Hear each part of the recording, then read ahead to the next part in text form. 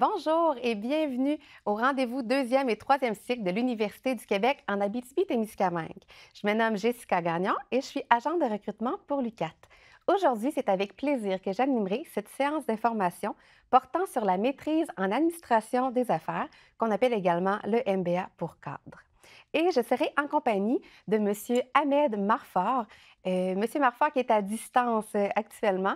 Donc, il est professeur à l'unité d'enseignement et de recherche en sciences de la gestion, mais il est également directeur du MBA ainsi que directeur du microprogramme en gestion appliquée à l'industrie minérale. Donc, bonjour, M. Marfort.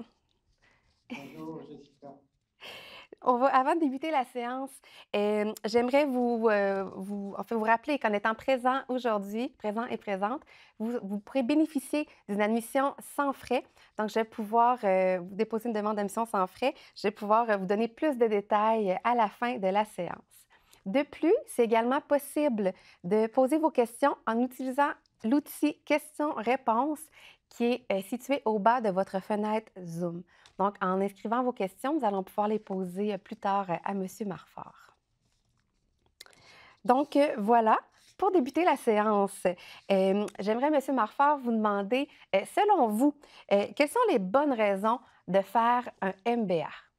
Oui, très bonne question. Moi, je vais en profiter là pour partager avec vous une présentation PowerPoint que j'ai préparée et va qui va m'aider à répondre à toutes les questions là. Donc, je vais dans un premier lieu partager avec vous. Voilà. Il y a plusieurs raisons qu'on peut proposer aux différents candidats qui s'intéressent au MBA. Vous avez devant vous un certain nombre de raisons pourquoi il est très important de choisir le MBA. Selon moi, une des raisons, c'est que lorsque vous allez être étudiant à MBA, vous allez devoir travailler sur des enjeux réels à travers des études de cas réels au sein d'entreprises réelles. Ça, c'est une très bonne façon d'apprendre les différentes techniques de gestion. Là. Aussi, vous allez devoir partager vraiment des expériences très intéressantes avec d'autres gestionnaires qui proviennent de différents milieux. Moi, je donne toujours l'exemple suivant là. Si vous êtes une vingtaine dans cette cohorte-là, vous savez que on va voir tout à l'heure les conditions d'admission là. On exige pour au minimum 4 années d'expérience, donc 20 personnes avec chacune au minimum 4 années. C'est comme si on est en présence de 80 années d'expérience. Et ça, c'est très, très, très enrichissant pour les gens qui participent au MBA. Aussi, là, vous allez voir que la majorité des gens qui ont fini leur MBA me disent qu'ils ont réussi à développer un bon réseau de contact. Et ça, c'est un outil qui leur aide, par exemple, à aller de l'avant, par exemple, à changer de carrière, à trouver des nouveaux partenaires, etc. etc. Ça aussi, ça va vous permettre aussi de renforcer vos compétences à la fois en gestion, vos compétences interpersonnelles et surtout renforcer votre confiance, ce qui est très important dans le monde de la gestion.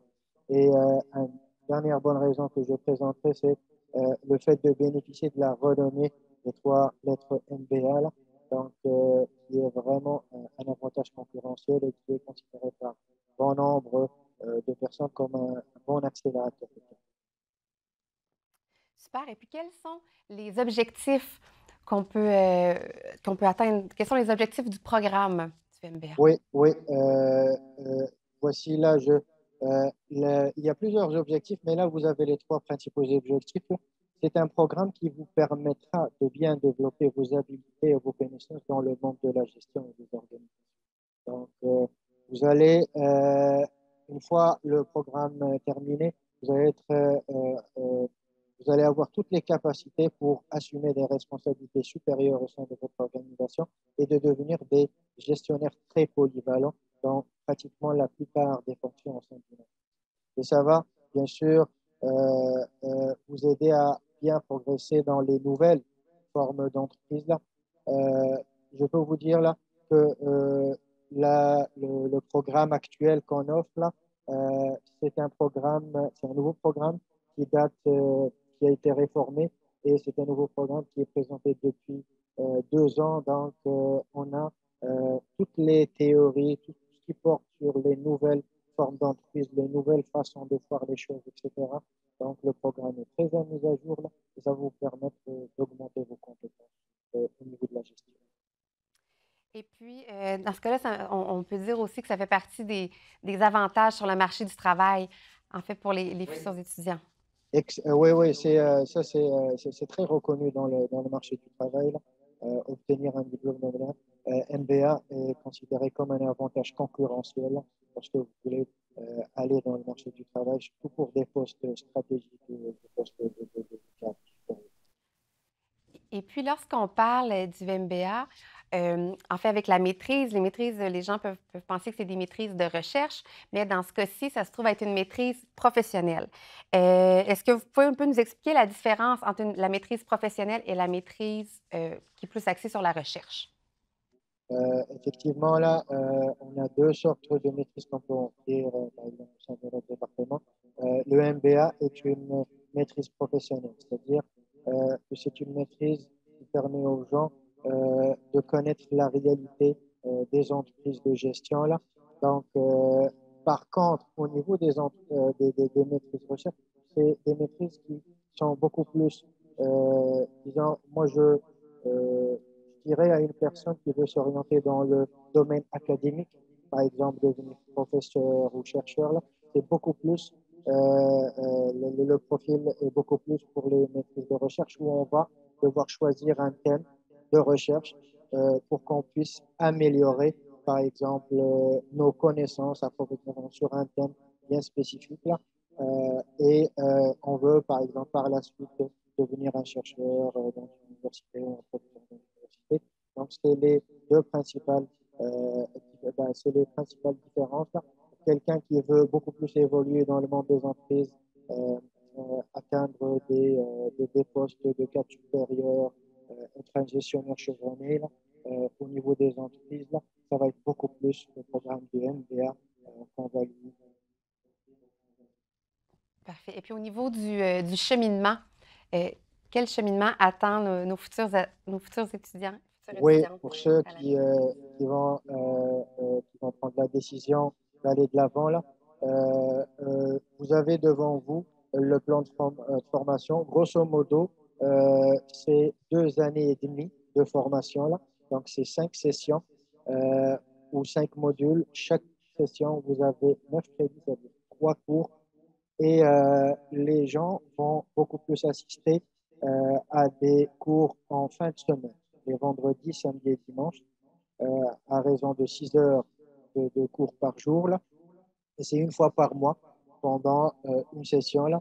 Donc, c'est très, très, très bon pour les gens qui ont à la fois une vie professionnelle et une vie familiale. Là. Et bien sûr, on choisit les vendredis, samedis, dimanches, les fins de semaine, lorsqu'il n'y a pas de congés, etc. On évite les fins de semaine où il y a des congés, etc. Là. Et il y a au niveau des cours, là, il y a une alternance de Val-d'Or, et ça selon la provenance des étudiants. Généralement, on a des étudiants qui proviennent de Rwanda, Amos et Val-d'Or, et en fonction du nombre des étudiants par ville, là, on va dire par exemple, si plus que la moitié des étudiants proviennent de Rwanda, on aura 3 fins de semaine à Rwanda et 2 semaines à Val-d'Or. Parfait. Donc, il s'agit d'un programme qui est offert à temps partiel. C'est un programme à temps partiel, ce n'est pas un programme à temps complet. Et disons, les horaires qui sont offerts, sachant que les gens là qui suivent le programme MBA ont des responsabilités professionnelles et donc au courant de la semaine, disons là, le vendredi, généralement, ça ne pose pas de problème. On a beaucoup d'employeurs qui encourageaient leurs employés à aller de l'avant là avec ce programme et ils obtenaient des autorisations rapidement là, pour être présentés. Donc, on peut avoir. C'est un programme qui est encouragé par la conciliation, en fait, qui encourage la conciliation travail-famille, études. Oui, et même les employeurs, on voit de plus en plus d'employeurs là, avec la relève qui se prépare, là, les départs en retraite. Là, de plus en plus d'entreprises cherchent des gestionnaires chevronnés avec des connaissances de plus en plus pointues. Et je pense que c'est vraiment le bon moment et il y a les bonnes résultats. Et puis, au niveau des conditions d'admission pour ce programme, à qui s'adresse la maîtrise en administration des affaires? Très bonne question. Pour les conditions d'admission, là, je vais vous partager les conditions d'admission. Il y a des conditions d'admission sur des bases d'études universitaires. On va exiger un diplôme de baccalauréat avec une moyenne de 3,2 sur 4,4.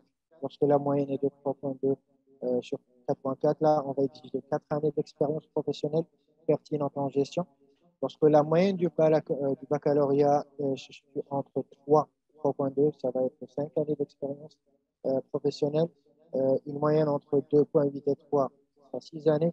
Si le candidat a un baccalauréat avec une moyenne qui est aussi entre 2,5 et 2,8, là, on va demander 6 années d'expérience plus au moins 15 crédits de deuxième cycle dans un programme quelconque de gestion là, qui ont été réussis avec une moyenne à 3,2 sur 4,2. Donc, ça, c'est pour les gens qui ont un baccalauréat. Donc, voici grosso modo les exigences. On peut aussi avoir des candidats avec une maîtrise. Dans ce cas-là, on va seulement exiger 2 années d'expérience professionnelle. Un candidat qui a un doctorat, l'exigence en termes d'expérience professionnelle en gestion sera ramenée à 1 année. J'aimerais aussi soulever le point qu'on peut accepter des candidats uniquement sur la base d'expérience. Donc, ces candidats doivent au moins avoir 7 années d'expérience.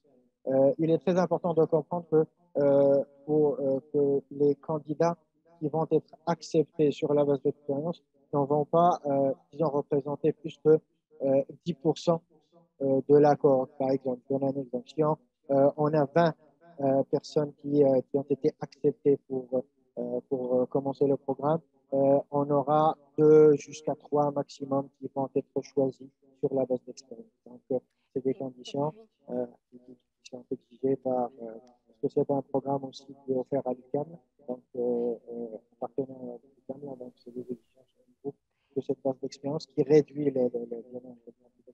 Parfait. Et Ahmed, lorsque vous dites, lorsqu'on parle d'une expérience professionnelle pertinente en gestion, est-ce qu'on peut avoir plus de détails concernant cette expérience? Bien sûr, généralement, nous, lorsqu'on considère l'expérience pertinente en gestion, on va demander au candidat qu'il ait déjà eu l'occasion de faire de la gestion de ressources humaines, par exemple, de ressources financières et de ressources matérielles. Donc, le choix va porter beaucoup plus sur les expériences dans ces 3 domaines. C'est-à-dire que si un candidat a déjà eu une expérience, par exemple, en gérant une équipe, en gérant des ressources matérielles et des ressources financières, pour nous, c'est de l'expérience pertinente qui va être considérée lorsqu'on va évaluer son dossier de candidature. Et puis, en fait, est-ce que c'est un programme qui est éligible aux personnes qui sont, en fait, aux étudiants étrangers en provenance de l'international? Non, malheureusement, parce qu'une des conditions qu'on va exiger, c'est qu'au moment du dépôt de la demande d'admission, la personne doit être un gestionnaire ou avoir un travail au Canada. Il doit être un gestionnaire en exercice au Canada. Là. Donc, ça, c'est très important. Là. Et généralement, là, les candidats à l'étranger, là, s'ils comptent venir, par exemple, on a déjà eu un candidat qui était en France, là. À l'époque, à l'époque, il y a 6 ans, j'étais encore directeur là, du MBA. Je me rappelle, il m'a contacté là. Il avait une très bonne expérience. Il avait un diplôme doctoral. Et on lui a dit, ça poserait aucun problème, votre dossier va être accepté, mais il faut au moment où les cours vont commencer, que vous soyez résident au Canada là, et que vous ayez un poste au Canada. Donc, c'est possible pour les gens à l'étranger, mais ils devront être présents ici au Canada et avoir un poste au moment. On pourra, par exemple, évaluer leur dossier avant même qu'ils viennent là, mais au moment où ils vont intégrer le programme, ils devraient répondre à ça. D'accord. Et est-ce que c'est possible d'avoir un peu un exemple de cours qui va être offert? Les gens vont pouvoir aborder quel type de thème au courant de leur étude? Très bonne question là. Là, j'ai un peu, vous avez devant vous, grosso modo, la structure du programme là. Donc, comme j'ai dit, c'est 5 sessions. Les 4 premières sessions, 4 premiers modules, vous avez des cours obligatoires qui vont couvrir, disons par exemple au niveau de la première session, la macroéconomie, l'individu et l'organisation, les technologies de l'information qui deviennent de plus en plus importantes au niveau de la gestion. Bien sûr, on va voir les fonctions de comptabilité, finance, marketing au niveau de la deuxième session. La gestion de la production, la gestion des opérations, la gestion des ressources humaines, l'analytique d'affaires, ça aussi, ça va être couvert. C'est des cours obligatoires au niveau de la troisième session. La quatrième session obligatoire, ça va être du management stratégique. Ça va être beaucoup plus le contexte économique et sociopolitique, la stratégie au niveau des entreprises et la simulation. Là. Maintenant, avec les big data et tout ça, là, on a de plus en plus besoin de recourir à des méthodes de simulation pour prévoir et tout ça. Là. Et bien sûr, le dernier cinquième session, là, ce sont des cours optionnels au choix des candidats, là, par exemple, qui veulent approfondir des sujets en particulier. Ben, là, ils peuvent aller dans des cours optionnels vers la fin de leur parcours. Et au niveau des cours optionnels, est-ce que les gens peuvent choisir à travers tous les cours qui sont offerts à l'UQAT ou exclusivement en gestion? Non, il y a exclusivement en gestion et il y a une liste. Il y a une liste qu'on peut voir au niveau du site là, et au niveau du pamphlet qui explique en détail c'est une liste qui est offerte, qui a été discutée lors de la révision du programme. Là. C'est des cours qui sont un peu plus nombreux que ceux que je viens de présenter par session là, mais c'est une liste qui est limitée quand même aux cours de gestion. Parfait. Et puis, lorsqu'on fait la maîtrise en administration des affaires, il y a le choix entre deux cheminements. Donc, les personnes vont avoir le choix entre deux cheminements, donc cheminement général et le cheminement en gestion appliquée à l'industrie minérale. Donc, est-ce que c'est possible de nous en parler Oui, un peu plus? bien entendu, là. Il y a ce qu'on appelle, c'est un projet pilote qui a été proposé par notre université, là, il y a un certain nombre d'années. C'est comme on est une région connue pour les ressources minérales, il y a beaucoup d'entreprises importantes qui sont présentes dans la région. On a offert, en plus du parcours traditionnel du MBA que tout le monde connaît, là, donc un programme généraliste, on a offert un parcours MBA avec une spécialité gestion de l'industrie minérale. Donc, pour ceux qui sont intéressés pour développer leurs connaissances sur le fonctionnement et l'environnement des entreprises minières ou toute entreprise qui est impliquée directement ou indirectement dans le développement du processus minéral, la spécialité GAM peut répondre à leurs besoins. Donc, ça leur permettra d'acquérir beaucoup d'habilités de gestion dans une perspective de développement durable qui devient une question de plus en plus importante dans le monde des mines et aussi dans un contexte de mondialisation des marchés. Donc, c'est un programme là, qui répondrait à ces besoins-là et aux gens qui veulent se spécialiser spécifiquement dans la gestion des entreprises minérales. Donc, c'est une spécialité. C'est quoi la différence entre la spécialité et le programme général? C'est que pour ceux qui vont choisir la spécialité, euh, les 3 premiers modules du programme que je vous ai présenté, c'est des cours qui sont suivis par tout le monde. Les gens qui vont aller à la spécialité et les gens qui vont sur le programme traditionnel du MBA. C'est à partir des 2 derniers modules que la cohorte va être séparée en, par exemple, candidats qui ont choisi la spécialité gamme, là, ils vont choisir 2 modules de spécialisation. Ci-dessous, vous avez un peu plus en détail les thèmes couverts dans ces 2 modules. Donc, le processus de développement de projets miniers, l'économie et géopolitique des ressources minérales, l'économie de l'environnement. Pendant le module 4 ou la session 4, il y aura, les gens vont suivre ensemble là, la simulation en gestion. Ça fait partie d'un cours du programme général. Et pour le module 5, là, ben, ils auront le choix de 3 cours parmi ces 4-là. Il n'y aura pas beaucoup de choix comme pour les autres cours, là, les cours optionnels du programme général, mais on comprend ça parce que c'est un cheminement qui est spécialisé dans l'industrie minérale et c'est pour ça qu'il y aura 4 cours, 4 cours et vous allez choisir 3 cours parmi les cours du module. Et avec ces deux spécialités-là, est-ce que, là, je vois qu'il y avait une simulation en gestion, est-ce qu'il y a des projets d'intégration qui sont obligatoires en cours de formation? Oui, oui, oui, il y a des projets d'intégration. Pour, au niveau du parcours MBA, là, les étudiants doivent comprendre ou les futurs candidats doivent comprendre qu'il y a beaucoup d'études de cas, beaucoup de projets qui vont être faits au niveau des cours. Là. Généralement, vous allez voir des cours où il y a un examen final, mais le reste de l'évaluation, c'est des études de cas réels, des projets d'équipe et tout ça, là, des simulations en temps réel et des projets intégrés. Ça va être au niveau du module 3. Donc, dans le module de la gestion des opérations, là, si je peux revenir, là, le module de la gestion des opérations, et, pour que ça soit un peu plus clair pour les gens. Donc, là, il y a un projet intégrateur entre les 3 cours là, de la session 3, là, où ils vont quand même intégrer pas mal de notions vues dans les 2 premières sessions et dans la 3e session. Un point très important que j'aimerais souligner, c'est que le programme est construit de façon à, lorsque vous allez à la 2e session, c'est très important que vous ayez bien assimilé la matière de la première session et vice-versa. C'est pour cela qu'on ne peut pas, par exemple, commencer avec un cours de la 3e session et dire ben, je reviens. Il y a aussi la particularité suivante. C'est un programme qu'on offre une fois chaque 2 années et c'est très important pour les étudiants de suivre tous les cours qui sont proposés. C'est-à-dire quelqu'un qui va venir dire ben, au niveau de la 2e session, je pense que je vais suivre seulement un cours en finance et un marketing. Le problème qui se pose avec ça, c'est que pour diplômer, il faut réussir le cours de comptabilité. Et ça posera un peu des problèmes.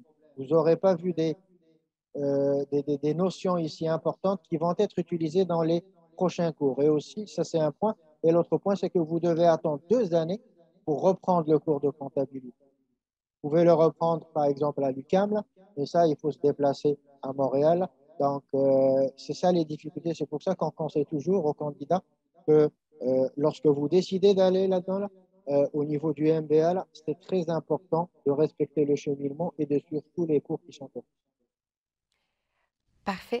Et en fait, c'est un détail important que vous mentionnez, que j'aimerais aussi peut-être porter un peu l'attention là, des personnes qui sont avec nous. Donc, effectivement, le programme de maîtrise en administration des affaires est ouvert aux 2 ans. Donc, ce sera possible de faire votre admission pour l'automne 2022. Et si vous êtes en réflexion, vous pensez que ça sera plus tard, donc ça va seulement être possible de le faire à l'automne 2024. Donc, c'est un détail important à souligner. En fait, si vous avez des questions, on vous rappelle que c'est possible de nous les écrire en utilisant l'outil questions-réponses et de cette façon, je vais pouvoir les adresser à M. Marfort. Mais on avait quand même une petite question qui est arrivée. Plus tôt, on parlait de l'UQAM, donc que le programme, est-ce que c'est possible un peu de démystifier?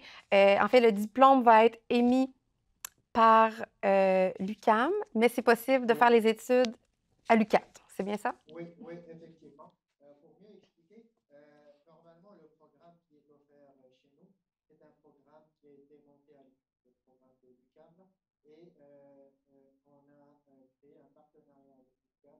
Donc, on est partenaire l'UQAM et on offre leur programme au sein de notre université. Là. Donc, c'est le même programme qui est offert au MBA, au MBA pour cadre à l'UQAM. Donc, c'est le même programme. C'est pratiquement lorsqu'il y a eu la modification du programme, ça a été travaillé beaucoup plus à l'UQAM. Donc, et c'est le même programme. Et il y aura la mention UQAM, bien sûr, dans le diplôme. Et c'est pour ça que tout à l'heure, lorsque j'ai dit, par exemple, quelqu'un, c'est arrivé que certaines personnes qui, par exemple, ont décidé de changer de travail, par exemple, ils ont leur employeur leur a demandé d'aller à Montréal pour une mission, etc., ils ont pu continuer, ils ont commencé le programme, ils l'ont continué à Montréal sans aucun problème parce que les cours sont pratiquement les mêmes et ils sont retenus par notre partenaire, l'université. Donc, également, on voyait que c'était également une collaboration avec le programme de l'UQAM est également offert à l'UQAR, du côté de l'Université du Québec à Rimouski. Oui. Donc, la personne, si elle se déplace pour des conditions, pour des raisons professionnelles, personnelles, a quand même possibilité de poursuivre son cheminement sans problème. Oui. Je vous remercie. Et puis, on avait les documents à fournir. Si les gens souhaitent faire une demande d'admission, il y a des documents spécifiques requis avec la demande. Donc, c'est possible un peu de nous. Oui, bien sûr. Premièrement, pour les gens qui ont le baccalauréat, on demandera une copie du relevé de notes. Parce que tout à l'heure, on a vu que dans les conditions, on devrait voir les moyennes. Donc, pour les gens de maîtrise et de doctorat, un simple diplôme va suffire. On va aussi demander une copie du certificat de naissance de l'état civil. On demandera un texte d'au moins 300 mots dans lequel le candidat va décrire quelles sont les réalisations qu'il a effectuées. Et aussi, il va exposer ses motifs, les motivations pour sa candidature. On va demander 3 rapports d'évaluation du candidat. C'est des lettres de recommandation, une sorte de lettre de recommandation, sauf qu'on a des documents, on a un formulaire qui doit être rempli par les gens qui vont recommander le candidat ou la candidate. Et bien sûr, un curriculum vitae. Tous ces éléments-là vont permettre aux membres du comité d'évaluer le profil des candidats. Merci beaucoup, Ahmed. On a en fait un témoignage d'un finissant du MBA par Francis Marquis, donc qui nous a enregistré un témoignage vidéo. Donc, on va pouvoir aller le regarder à l'instant. Bonjour, je m'appelle Francis Murphy. Je suis un finissant du MBA à l'UQAT de la cohorte 2018-2020. Et on m'a demandé de répondre à 5 petites questions pour vous encourager, peut-être les futurs étudiants, à poser votre candidature et suivre le même cheminement au MBA. Donc, voici la première des 5 questions. Qu'est-ce qui vous a convaincu de choisir l'UQAT comme université? Moi, je dirais d'entrée de jeu que c'est un choix qui allait de soi dans le sens où l'UQAT est une institution que j'estime beaucoup. Je trouve que l'université a une bonne réputation et j'avais aussi entendu parler du programme du MBA de l'UQAT, en particulier par des anciens finissants avant moi. Et ça m'a convaincu que c'était une bonne université pour suivre ce programme-là. On sait qu'il s'est offert le MBA un peu partout, puis chacune des institutions qui l'offrent a ses particularités. Moi, j'aimais particulièrement la formule de l'UQAT, celle des séminaires de 3 jours, là, environ une fois par mois. Le principe de me retrouver dans un petit groupe, une petite cohorte, avoir la possibilité d'échanger, la proximité des gens, puis aussi le fait d'être dans un milieu qu'on connaît, ça apporte beaucoup d'avantages. Donc, ce sont les principales raisons pourquoi j'ai choisi l'UQAT. Maintenant, quels sont les avantages de faire un programme à l'UQAT? Bon, ben, j'ai déjà peut-être un peu abordé dans ma première réponse, mais oui, c'est ça, beaucoup la proximité avec le personnel, avec les chargés de cours, les professeurs. Mais autant il y a des gens qui nous enseignent qui proviennent de la région, autant qu'il y en a qui viennent de l'extérieur, mais quand même, on dirait que le fait d'être dans un petit groupe avec une chimie qui se développe, ça crée un contexte qui est particulièrement intéressant pour étudier. Le fait d'étudier avec des gens de la région, d'un peu partout en région, qui connaissent les milieux d'ici, c'est vraiment intéressant. Donc, dans le fond, on apprend de l'enseignement, mais on apprend aussi énormément de l'expérience de nos collègues étudiantes et étudiants. Donc, ça, c'est aussi intéressant comparativement, exemple, à un autre programme ou une autre université où on pourrait suivre le cours par correspondance avec des gens qu'on connaît moins.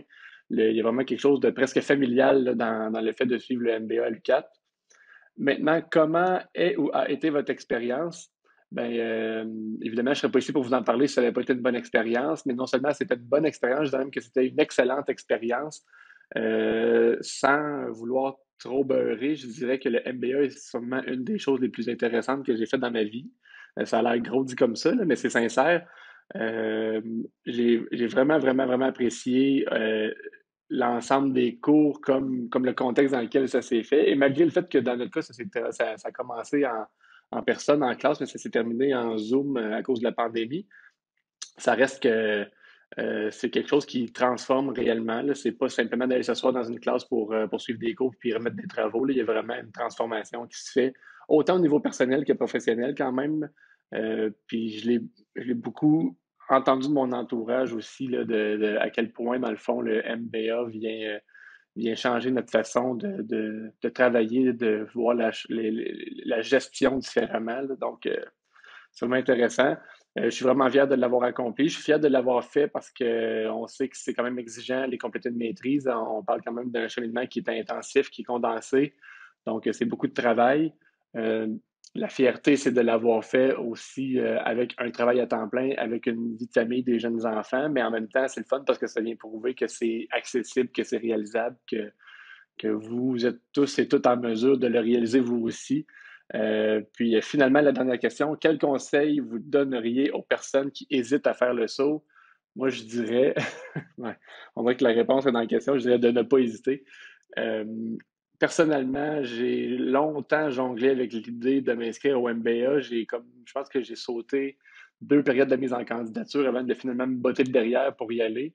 Puis si c'était recommencé, je dirais plus tôt parce que je ne savais pas à quel point, non seulement je serais fier et satisfait de l'avoir fait au bout de la ligne, mais à quel point j'aurais du plaisir à le faire en plus, à quel point, je dis, ça nourrit. Donc, n'hésitez pas. En fait, le problème, c'était ça pour beaucoup de personnes. J'attendais le bon timing, j'attendais que les enfants grandissent ou qu'au niveau du travail, les choses se placent. Ou, on dirait qu'on attend la bonne période en se disant, je vais me concentrer là-dedans, puis ça va être très exigeant, mais la réalité, c'est que la bonne période n'arrive pas nécessairement. Donc, il ne faut pas toujours attendre après ça. Des fois, il faut provoquer, puis j'ai fini par le faire, puis j'en regrette pas du tout. Puis même qu'une fois que c'était terminé, je dis bon, ben maintenant, c'est quoi le prochain défi? Parce que on, on pogne un beat, on pogne un rythme, puis c'est ça, c'est vraiment fascinant. Donc, voilà, merci d'avoir été à l'écoute. J'espère que ça vous aide. J'aurais aimé ça avoir l'occasion d'échanger avec vous, mais si jamais ça vous tente de me trouver sur les médias sociaux ou de me contacter autrement pour répondre à des questions plus pointues de la part d'un étudiant qui a fait le MBA pour cadre à l'UQAD, bien, ça va me faire plaisir de répondre à vos questions. Merci beaucoup et bonne réflexion. Donc, merci à Francis Murphy, qui est un finissant, qui est un diplômé de la maîtrise en administration des affaires pour ce témoignage très inspirant. Donc, nous allons maintenant procéder à la période de questions. Donc, si vous avez des questions, n'hésitez pas à les poser avec l'outil questions-réponses. On va pouvoir les poser directement à Ahmed. Toutefois, si on ne répond pas à vos questions, suite à la séance d'information, vous allez recevoir un courriel avec les coordonnées pour pouvoir contacter M. Marford et lui poser vos questions. Surtout, c'est d'ordre plus personnel, avec des cheminements qui sont plus personnels. Donc, vous allez pouvoir le contacter directement. Donc, on avait une question concernant les cours de comptabilité. Donc, en sachant qu'il va y avoir le cours de comptabilité, est-ce que c'est avantageux de prendre certains cours préalablement à l'admission afin de ne pas compromettre le cheminement? Donc, on peut penser ici s'il y a un échec.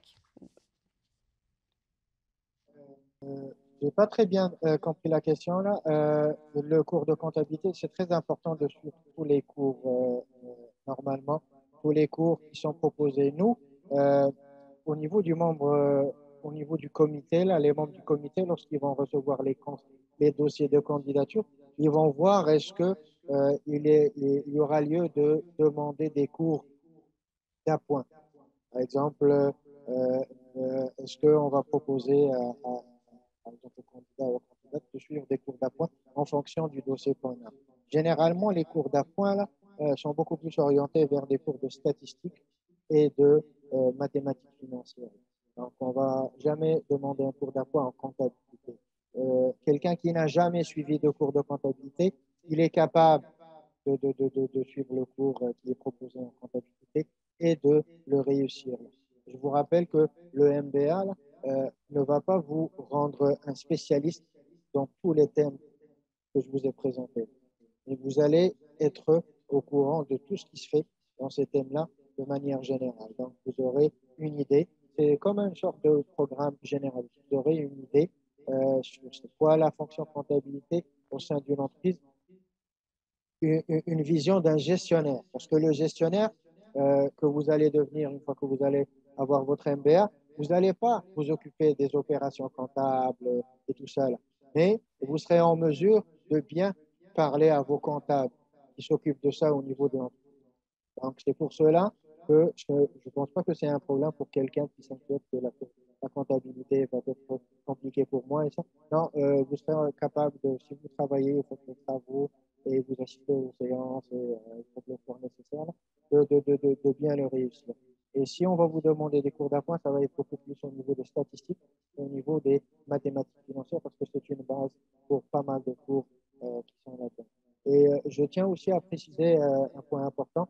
Par exemple, pour chaque heure que les étudiants vont passer dans une classe, vous allez être amené à faire, disons, en moyenne 3 heures et demie d'efforts en dehors de la classe.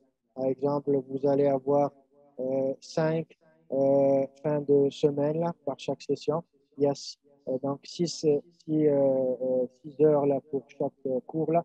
Donc, c'est une trentaine de cours en présentiel pour chaque cours. Ils ont 90 cours 80 heures, disons, pour toute la session. On multiplie ça par 3 fois 5 et on ajoute ce résultat sur disons, les 90 heures. Grosso modo, ça vous fera 27 heures de travail, cours présentiel et travaux en dehors des cours par semaine. Donc, 27 heures, euh, c'est beaucoup de temps là, en plus de vos responsabilités familiales et en plus des responsabilités professionnelles. Donc, moi, je suis convaincu que si l'étudiant là qui a des soucis par rapport au cours de comptabilité, s'il fait le nécessaire, par exemple, chaque cours, il fait l'effort de 3 heures et demie de travail en dehors de ça, ça va être là. Merci, Ahmed. Et on avait une question concernant les documents requis lors de la demande d'admission. On parlait d'un rapport d'évaluation. Est-ce qu'une lettre de référence standard peut convenir? Est-ce qu'il s'agit de la même chose? Oui, une lettre de référence. Généralement, c'est une lettre de référence. On peut dire que c'est une lettre de référence. Sauf qu'au lieu que la lettre soit rédigée, on donne un modèle. C'est un modèle que, par exemple, la personne qui va vous écrire la lettre de référence, vous pouvez lui donner le modèle. Il n'a qu'à cocher là certaines rubriques et émettre un commentaire. Nous, on a un peu standardisé cette partie-là. Là. Donc, la personne qui va accepter de vous écrire la lettre de référence. Au lieu d'écrire une lettre de référence, une lettre de référence comme on la connaît, là, vous pouvez lui envoyer ce document-là, là, il pourra le remplir. C'est très facile à remplir. Les commentaires sont très succincts là, et ça fera Et concernant le document, est-ce qu'il est accessible sur le Oui, site oui, web oui, il de est l'UQAT? accessible. Oui, il est accessible. Pour quiconque qui a, par exemple, problème d'accès à certains documents et tout ça, qu'il me contacte moi personnellement, là, je peux partager, disons, mon adresse email. Avec la présentation là, que j'ai fait tout à l'heure, il y a mon adresse email à la fin de la présentation. Là, et mon adresse email est aussi accessible à travers le site. Là. Donc, voici mon adresse email pour toute personne intéressée qui a de la misère à trouver un lien ou un document ou une information, n'hésitez pas à m'écrire là. Je suis là pour répondre à toutes vos questions et vous orienter là. Il y a même une personne qui va vous suivre là, Madame Annie Ménard, là, qui est la secrétaire du programme MBA. Là. Donc, vous pouvez m'écrire ou lui écrire là. On sera là pour vous accompagner à toutes les étapes. Oui, tout à fait. Et puis, votre adresse sera également envoyée aux participantes à la séance. Et puis, oui, comme vous dites, à l'UQAT, on vous dirait que le côté de l'encadrement, l'accompagnement, que ce soit autant au niveau des professeurs, au niveau du personnel de soutien, vous allez être bien entouré, bien encadré, et puis il y a toujours quelqu'un pour répondre à vos questions. Donc, c'est terminé. Ah, en fait, on a une dernière petite question. Après ça, on va poursuivre. Euh, Donc, si je reprends la question, est-ce que la profession de consultant ou de conseiller aux entreprises peut être considérée à l'admission, même si on n'est pas un gestionnaire en exercice? Oui, ça peut être considéré comme une expérience parce qu'un consultant, il fait affaire avec des entreprises là, et oui, ça prend pas d'être un gestionnaire au sein d'une entreprise. Pour quelqu'un qui est consultant, qui a déjà eu des mandats auprès des entreprises, là, son expérience va être considérée comme une expérience de gestion. Merci beaucoup, Ahmed. Nous allons passer. En fait, lorsque vous êtes un étudiant à l'UQAT, étudiant ou étudiante, vous avez accès à une multitude de services. Donc, les services aux étudiants ont un mot pour vous. Les services aux étudiants offrent plusieurs services pour rendre ton projet d'études réalisable et agréable. Que vous soyez étudiante ou étudiant à l'un de nos centres et campus ou avec la formation à distance, les services sont offerts à toutes les personnes qui étudient à l'UQAT. Les services sont personnalisés, confidentiels et gratuits, donc peu importe vos besoins, et tout en respectant les compétences disciplinaires de votre programme, différentes mesures d'accommodement, différentes stratégies d'apprentissage et outils pourront vous être proposées.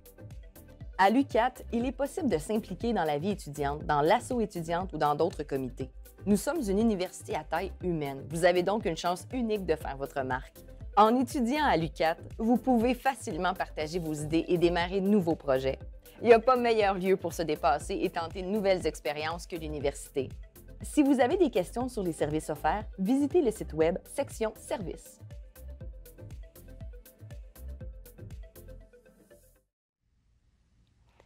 Aujourd'hui, on a eu la chance de vous présenter la maîtrise en administration des affaires. Donc, comme c'est les rendez-vous deuxième, troisième cycle, on souhaitait également vous informer qu'en sciences de la gestion, c'est également possible de faire d'autres programmes au deuxième cycle. Donc, ici, vous avez la liste des programmes, micro-programmes, DESS qui sont offerts. Donc, en consultant le site web ucat.ca avec le profil gestion, ce sera possible d'avoir plus d'informations sur ces programmes. Et si vous avez d'autres questions, vous pouvez me contacter à recrutement@ucat.ca ou contacter directement le département qui pourront répondre à vos questions. Donc, le temps file. Donc, merci beaucoup, Ahmed, pour cette présentation. Je vous remercie d'avoir été avec nous et puis nous avoir présenté le MBA pour cadre. Et puis, dites-moi, est-ce que vous avez un mot de la fin pour conclure la séance d'information? Oui, oui, j'ai un mot de la fin, moi. J'aimerais tout d'abord remercier tous les gens qui sont présents parmi nous, qui sont parmi nous et qui ont posé des questions. Et moi, ce que je peux dire aux gens qui hésitent toujours, c'est que à la fin de chaque parcours, là, ça fait maintenant plus d'une décennie que je suis à l'UQAT, là, il n'y a aucun diplômé qui m'a exprimé son regret d'avoir mal choisi. Là. Donc, tous les gens qui finissent là, ils reconnaissent que c'est une expérience très, très enrichissante et que si ça a été à refaire, ils le referaient avec un grand plaisir et que ça leur a servi. D'ailleurs, le témoignage de notre étudiant là le confirme, M. Murphy là. Donc, j'ai eu l'occasion de lui parler, Murphy, à plusieurs reprises. Donc, je peux vous dire que tout le monde, sans exception, lorsqu'ils finissent, ils disent pourquoi on n'a pas pris cette initiative. Merci beaucoup, Ahmed. Et puis, merci aux participantes à la maison. Je vous rappelle qu'en participant aujourd'hui, vous avez accès à une demande d'admission sans frais. Donc, les détails vont vous être partagés par courriel à la suite de la séance d'information. Donc, vous allez avoir jusqu'à ce samedi, ce samedi à 23h59 pour déposer votre demande d'admission sans frais. Vous allez devoir utiliser un code promotionnel qui va vous être partagé par courriel. Et puis, bien important que le code promotionnel peut être utilisé seulement si vous avez été présent et à la séance d'information. Et ça va être pour une demande d'admission seulement. Donc, si vous avez des questions, n'hésitez pas à nous écrire recrutement@ucat.ca. On vous remercie encore une fois de votre présence et on vous souhaite un bel après-midi. Merci.